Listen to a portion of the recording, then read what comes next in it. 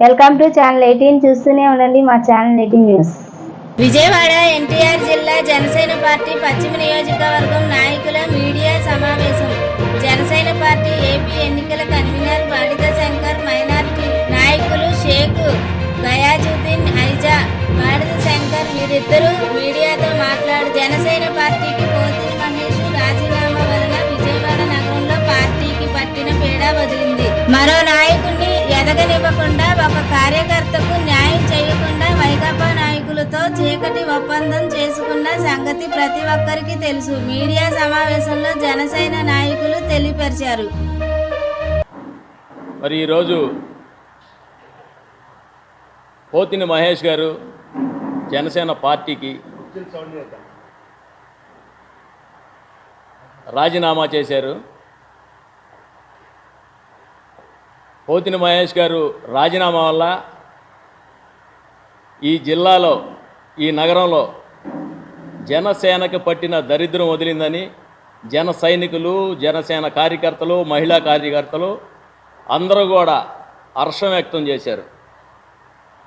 ఎందుకనంటే ఈ విజయవాడ నగరంలోనే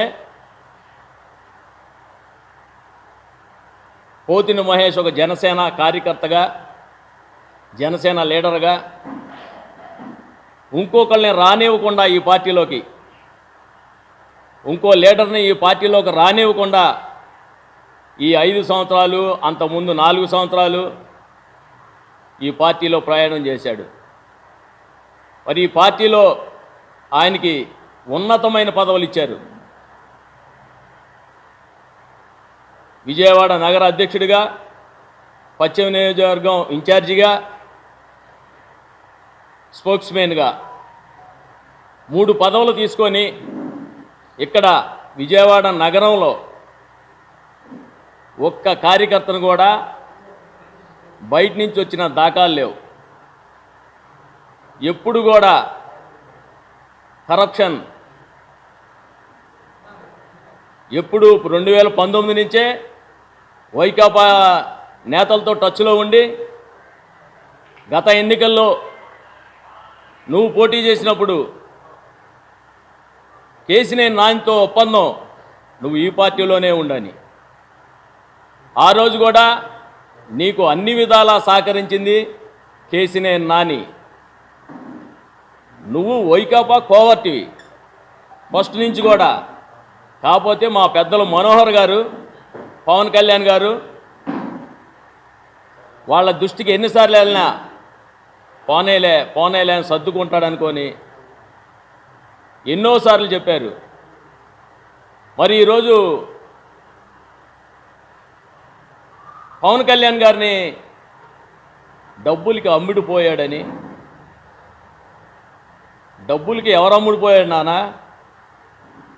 విజయవాడ నగరాన్ని, జనసేన పార్టీని తాకట్టు పెట్టావు నువ్వు వైకాపా పార్టీకి. ఈ విజయవాడ నగరంలో 64 సీట్లుంటే మున్సిపల్ కార్పొరేషన్లో ఒక్క సీటు లేనోడివి నువ్వు లీడర్వా? నీ వార్డు, నీ ఇంటి దగ్గర వార్డు గెలిపించుకోలేకపోయావు, నీ పక్కనున్న వార్డు గెలిపించుకోలేకపోయావు. నువ్వు పెద్ద పెద్ద మాటలు మాట్లాడుతున్నావు. ఆ రోజు పార్టీ నీకు అన్ని విధాలా సహకరించింది, ఏం కావాలంటే అవి చేసింది. పక్కన ఉన్న గుంటూరు నగరంలో మనం కార్పొరేషన్ గెలిచాం, బందర్లో మున్సిపాల్లో గెలిచాం. రాజకీయ పునాది విజయవాడలో జనసేన పార్టీని సర్వనాశనం చేశాడు.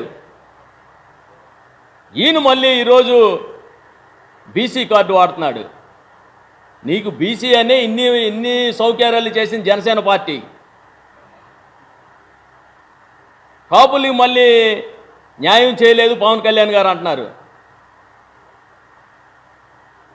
నువ్వు ఎక్కడి నుంచి వచ్చావు? కళ్యాణ్ గారి దగ్గర నుంచి వచ్చి కాపుల మీద పడి, కాపుల కుర్రల్ని వాడుకొని మళ్ళీ కాపుల మీద జాలి చూపిస్తున్నావా? నీకు ఏ అర్హత ఉందని కాపు పేరెత్తుతున్నావు? నువ్వు పోటీ చేస్తే విజయవాడ నగరంలో 22,000 వచ్చినాయి.